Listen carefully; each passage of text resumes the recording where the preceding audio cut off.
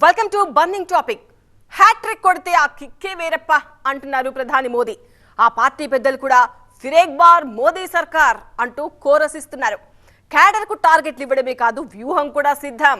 మరి మోదీకి మూడో ఛాన్స్ ఇవ్వడంపై జనం మూడ్ ఎలా ఉంది చూసేద్దాం ఇవాల్టి బర్నింగ్ టాపిక్ లో.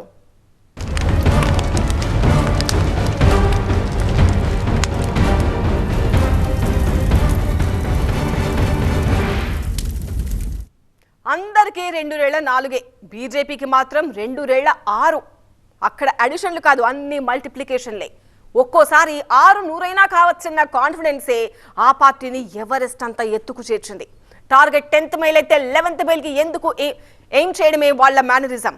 పైగా మోదీ అనే ట్రంప్ కార్డ్ చేతిలో ఉండనే ఉంది. అందుకే నేరుగా హ్యాట్రిక్ షాట్ మీద కన్నేసింది కమలం పార్టీ. వై నాట్ 400 అనేది మోదీ ఎత్తుకున్న తాజా నినాదం. ఇంతకీ ఈ 400 అనే లెక్క జస్ట్ లైక్ దట్టేనా? దీని వెనుక ఏదైనా మతలబుందా? బీజేపీది కాన్ఫిడెన్సా, ఓవర్ కాన్ఫిడెన్సా?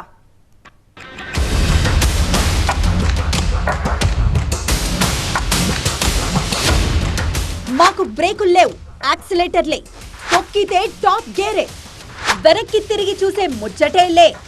వై నాట్ 400 అంటూ ఈసారి సిద్ధం సౌండ్ గట్టిగానే ఇచ్చింది బీజేపీ. अब की बार एनडीए सरकार 400 पार और अब की बार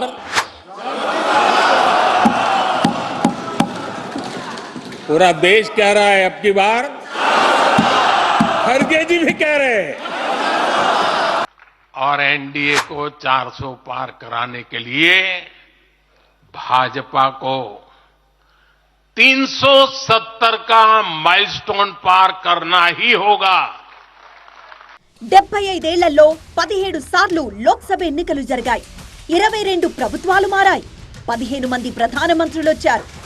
కానీ వాళ్ళందరిలోకి ఒకే ఒక్కడు మావాడే అంటూ మోదీ కటౌట్ నే మళ్లీ చూపెట్టుకుంటోంది కమలం పార్టీ.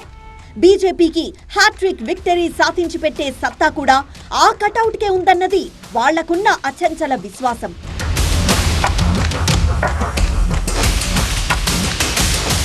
ఢిల్లీ భారత మండపం వేదికగా 2 రోజుల పాటు జరిగిన జాతీయ కౌన్సిల్ సమావేశంలో ఫ్యూచర్ ప్లాన్లను బలంగానే రాసుకుంది బీజేపీ. కేంద్ర మంత్రులు, ఎంపీలు, మాజీ ఎంపీలు, ఎమ్మెల్యేలు, మేయర్లు, డిప్యూటీ మేయర్లు, దేశవ్యాప్తంగా 11,500 మందికి పైగా ఆఫీస్ బేరర్స్ ఉద్దేశించి మోదీ చేసిన ప్రసంగం క్యాడర్ కి టానిక్ లా పనిచేస్తుందా? भाजपा का कार्यकर्ता साल के हर दिन 2400 घंटे देश की सेवा के लिए कुछ न कुछ करता ही रहता है. लेकिन अब अगले 100 दिन नई ऊर्जा, नया उमंग, नया उत्साह, नया विश्वास, नए जोश के साथ काम करने का है. నేను కొయ్య గుర్రాన్ని కాదు, రేసు గుర్రాన్ని అంటూ తీన్మారాడేశారు ప్రధాని మోదీ. దేశానికి కాంగ్రెస్ పార్టీ క్యాన్సర్ లాంటిదని, దాని నుంచి ప్రజలు బయటపడాలని పిలుపునిస్తూ శత్రుపక్షంపై విరుచుకుపడ్డారు. పాకిస్తాన్ పై సర్జికల్ స్ట్రైక్ చేస్తేనే తప్పుపట్టారు. సైన్యాన్ని కూడా అవమానించిన కళంకిత కాంగ్రెస్ పార్టీ అని, అటువంటి కాంగ్రెస్ లోనే ఇప్పుడు అంతర్మథనం జరుగుతోందన్నారు మోదీ. ఓ వర్గం మోదీని తిట్టడమే పనిగా పెట్టుకుంటే, మరో వర్గం మోదీని విమర్శించొద్దని వేడుకుంటోంది అంటూ తన పట్ల వైరి పక్షంలో కూడా సాఫ్ట్ కార్నర్ ఉందని సర్టిఫై చేసుకున్నారు. कांग्रेस का ट्रैक रिकॉर्ड हम सभी के सामने है. कांग्रेस अस्थिरता की जननी है. कांग्रेस परिवारवाद की जननी है. कांग्रेस भ्रष्टाचार की जननी है. और कांग्रेस तुष्टीकरण की भी जननी है. రెండో రోజు సమావేశాల్లో ప్రధాని మోదీని నిలువెత్తు పూలమాలతో ఘనంగా సన్మానించింది పార్టీ. అమిత్ షా, రాజ్నాథ్ సింగ్, జేపీ నడ్డా సమక్షంలో జరిగిన ఈ ఘట్టం మోదీజీకి జై శ్రీరామ్ అంటూ నినాదాలతో మారుమోగింది. 400 లోక్సభ స్థానాలు గెలవాలన్న టార్గెట్ ను అవలీలగా సాధిస్తామని, మోదీని మరోసారి ప్రధానిగా ఎన్నుకోవడానికి దేశ ప్రజలు సిద్ధంగా ఉన్నారని, ముచ్చటగా మూడోసారి మోదీ దేశానికి నాయకత్వం వహిస్తారని చెప్పారు అమిత్ షా. దీంతో మోదీని ప్రధాని అభ్యర్థిగా లాంఛనంగా ప్రకటించినట్టయింది. एक बार फिर मोदी सरकार, एक बार फिर मोदी सरकार, एक बार फिर मोदी सरकार। यही नारे को बूथ तक पहुंचाना है। एक बार फिर मोदी सरकार।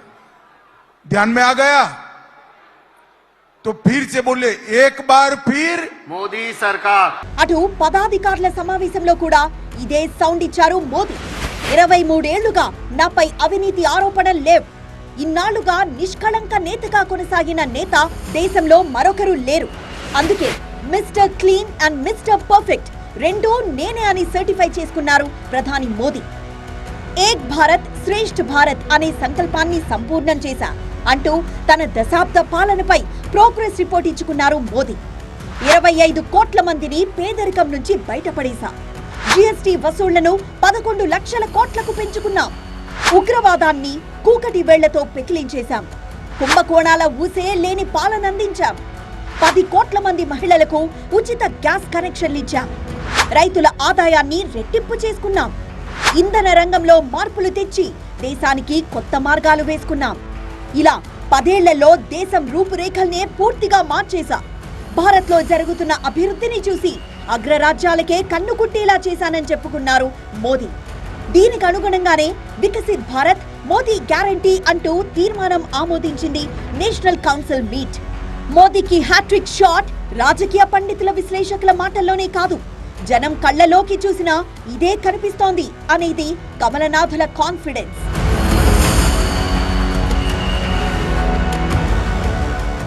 ఏమిటి సమాజ్వాదీ పార్టీ, లాలూ ప్రసాద్ యాదవ్ పార్టీ, అలాగే తమిళనాడులో స్టాలిన్ పార్టీ, కమ్యూనిస్ట్ పార్టీ, కేరళలో అక్కడ ఎక్కడ వీక్నెస్ లేదు. కానీ Congress party main opposition party. దేశం అంతా ఎక్కడైతే వాళ్ళకి 20 కోట్ల ఓట్లు పడినాయో పోయినసారి, వాళ్ళు నిరసంగా అయిపోయారు, వాళ్ళు తగ్గిపోయారు. వాళ్ళ నాయకత్వం తీసుకుని ఇండియా అలయన్స్ ద్వారా సరైన నాయకత్వం ఇవ్వలేకపోయారు. ఇప్పుడు అపోజిషన్ అందరూ కలిసి వచ్చిన కాంగ్రెస్ పార్టీ నాయకత్వం ఫెయిల్ అయిపోయింది కాబట్టి నరేంద్ర మోడీ అందరూ ఇప్పుడు కాంగ్రెస్ పార్టీ మీద ఫోకస్ అవుతున్నారు. ఈవేళ వాళ్ళు నేషనల్ కౌన్సిల్ మీటింగ్స్ దాంట్లో ఢిల్లీలో కాంగ్రెస్ పార్టీ మీద తీర్మానం పాస్ చేశారు. ఇలాంటి పార్టీ అలాంటి పార్టీ అని కాంగ్రెస్ నాయకత్వం ఇచ్చి ఇండియా అలయన్స్ కూడా పనికిరాదని తీర్మానాలు పాస్ చేశారు. ఎందుకంటే ప్రజల్లో కాంగ్రెస్ పార్టీ మీద మంచి అభిప్రాయం లేదు. లోక్సభ దంగల్కి 100 రోజులే గ్యాప్ ఉంది. అందుకే దేశ రాజకీయాల్లో బీజేపీ జాతీయ మండలి సమావేశం కీలకంగా మారింది. పార్టీ పరిస్థితిపై సమగ్రంగా చర్చించి మోదీ పెట్టిన 370 టార్గెట్ ను ఎలా చేరుకోవాలనే అంశాన్ని సీరియస్ గా వర్కౌట్ చేసింది బీజేపీ హైకమాండ్. పైకి చెప్పకపోయినా ఈ సమావేశంలోనే కొత్త పొత్తులు ఖరారయ్యాయని, ఎన్డీఏలోకి నయా ఎంట్రీల్ని సిద్ధం చేశారని తెలుస్తోంది. టోటల్ గా టార్గెట్ 400 చుట్టూనే తిరిగింది బీజేపీ అగ్రజల మేధోమథనం. మోదీ వేవ్ ఇండియన్ పొలిటికల్ డిక్షనరీలో స్థిరపడిపోయిన శిలాక్షరం. 2014లో చాయ్ పే చర్చా దగ్గర మొదలైంది. 2024లో 400 డ్రీమ్ దాకా కొనసాగుతోంది. కేవలం 2 ఎంపీ సీట్లతో ఢిల్లీ పీఠానికి గురిపెట్టి ఆ గురి తప్పకుండా ఉట్టిని కొట్టిన కమలం పార్టీకి గెలుపును ఒక వ్యసనంగా మార్చుకోవడం అనేది అక్కడే మొదలైంది. కానీ మూడోసారి విక్టరీ కొట్టడాన్ని ప్రతిష్టాత్మకంగా తీసుకుంది కమల దండు. ఇందుకోసం వేసే పాచికలు కూడా చాలా చాలా స్పెషల్ అట. ఏంటవి?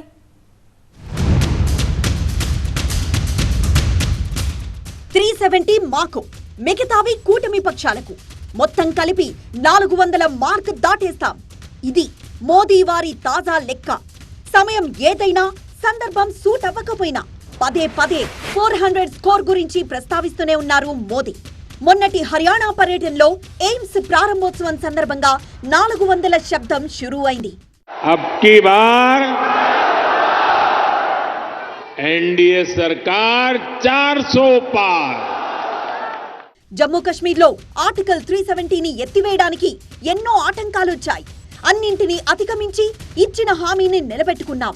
అదే స్ఫూర్తిలో బీజేపీ స్కోరును కూడా 370 దాటిస్తాం అంటూ 370 సంఖ్యకుండే పరమార్థాన్ని విడమర్చి చెప్పుకుంటోంది బీజేపీ.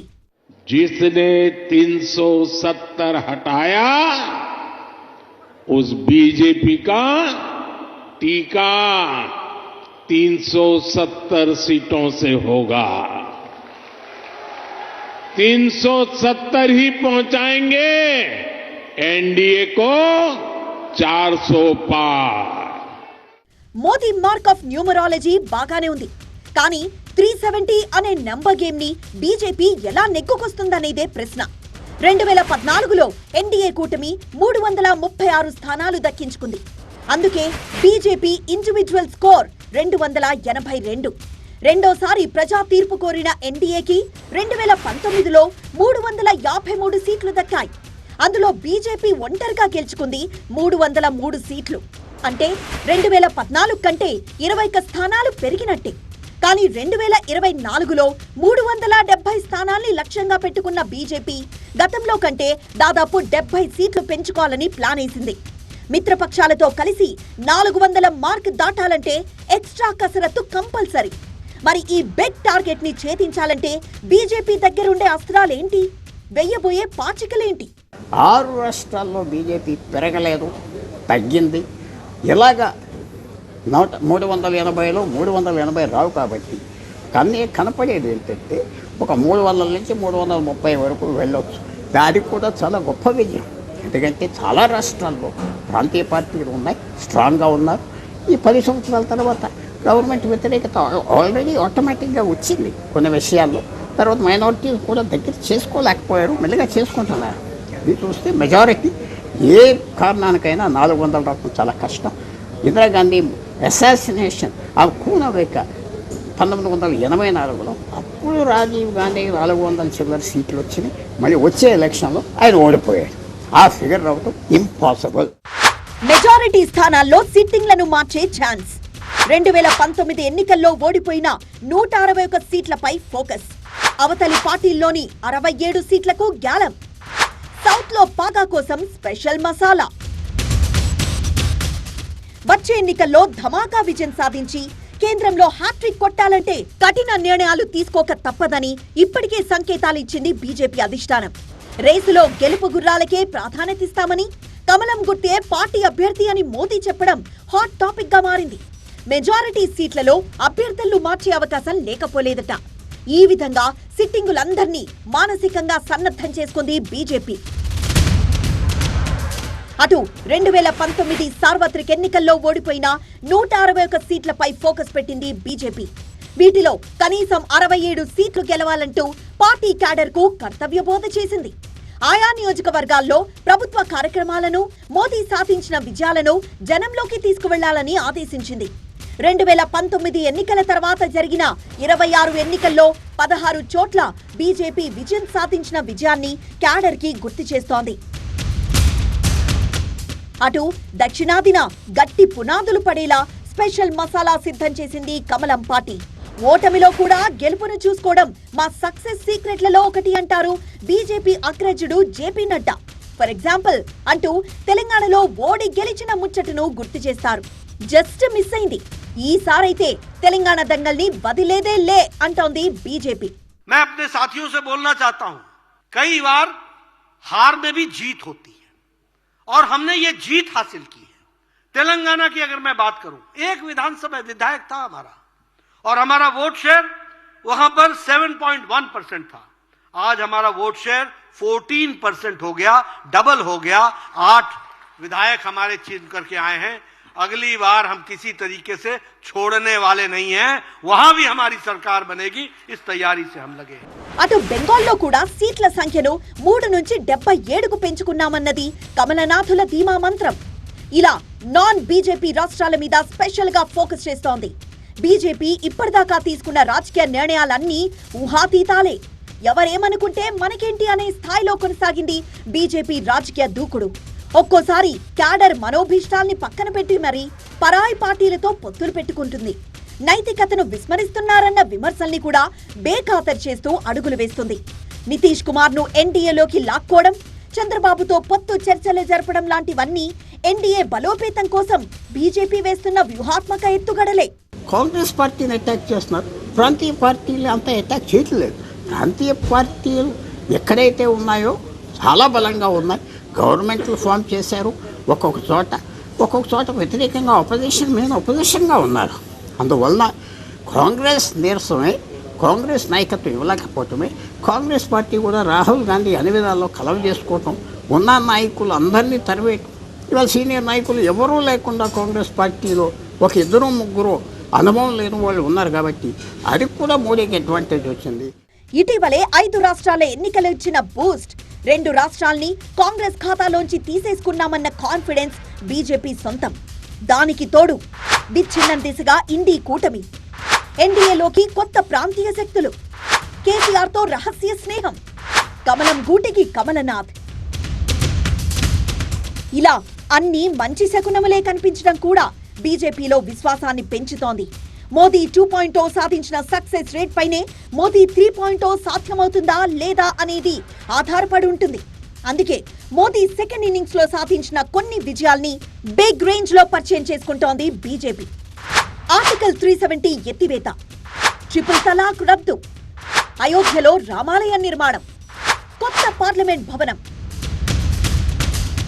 ఇవన్నీ మోదీ హయాంలో జరిగిన ఘనకార్యాలేగా అనేది బీజేపీ లాజిక్.